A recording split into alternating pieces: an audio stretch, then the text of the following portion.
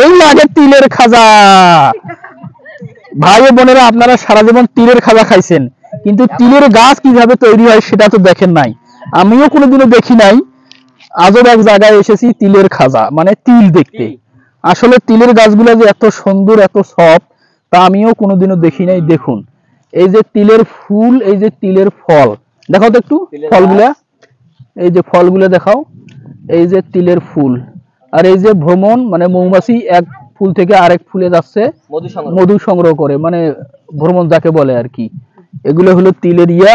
আপনারা তো সারা বছরে তিল খান, মানে তিল অনেকের পছন্দের জিনিস, তবে অনেকে জানেন না তিল কিভাবে তৈরি হয়।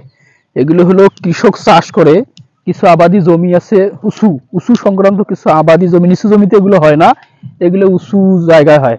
পুরাটাই দেখাও, পুরাটাই, এই যে পুরাটা একবারে, হ্যাঁ উপরে উঠো, ক্যামেরাটা একটু উপরে উঠো, হ্যাঁ এই একটু ডাউন করো ক্যামেরাটা।